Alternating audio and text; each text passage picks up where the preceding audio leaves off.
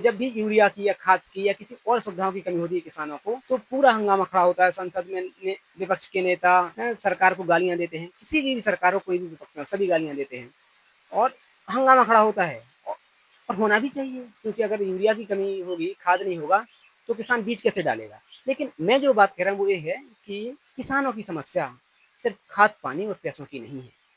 मैं लोगों से बात करता हूँ, देखता हूँ कि समस्याएं क्या हैं। तो आर्थिक जो है वो तो है, लेकिन उससे बड़ी या उतनी ही है दूसरी समस्याएं। उदाहरण के लिए भाई भाई में लड़ाई हो रही है, जमीन को लेकर लड़ रहे हैं, घर को लेकर लड़ रहे हैं, संपत्ति को लेकर लड़ रहे हैं, तो ये बहुत बड़ी समस्या है।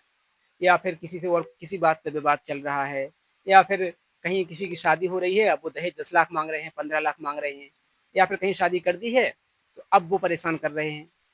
तो इस तरह की जो समस्याएं हैं जिनका सीधा सीधा लेना देना नहीं है धन से। यद्यपि मैं जानता हूँ कि आर्थिक स्थिति जब ठीक होती है तो इस तरह की समस्याएं भी धीरे धीरे दूर होती हैं, लोग थोड़ा बहुत जागरूक होते हैं, कुछ और करते हैं, तो ठीक है। जब खाद की कमी हो, यूरिया की कमी हो, तो सरकार में होना चाहिए, मुद्दा उठना चाहिए संसद में।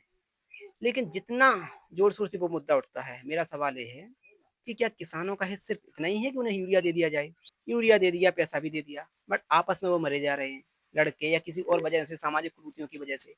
तो क्या उनका सच में विकास हो रहा है, उनका सच में भला हो रहा है? और जब उनका लोगों का ही भला नहीं होगा तो कहाँ से देश आगे बढ़ेगा, कहाँ से हम जो विकास चाहते हैं, देश को विकसित बनाना चाहते हैं, वो कैसे हो। तो एक तरफ तो हमें खाद पानी और आर्थिक नीतियां हैं वो ऐसी चाहिए कि किसानों को परेशानी ना हो, किसी को भी परेशानी ना हो।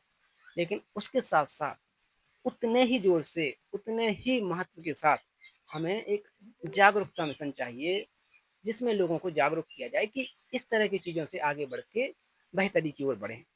और यकीन मानो तो ये काम सरकार उतना कर भी नहीं सकती। सरकार का जो काम है कि वो नीतियाँ ऐसी बनाए, व्यवस्था ऐसी बनाए, योजना ऐसी लाए और उसके लिए फंड एलोकेट करें। लेकिन ये काम मुख्यतः जो भी सामाजिक संस्थाएं हैं उनका है, जो जागरूक लोग हैं उनका है। तो उन्हें आगे आना होगा और अपने प्रति, समाज के प्रति और देश के प्रति अपने कर्तव्य को निभाना होगा। क्योंकि सरकार किसी की भी रहे, ये पार्टी वो पार्टी, होती ले दे के जनता की ही है।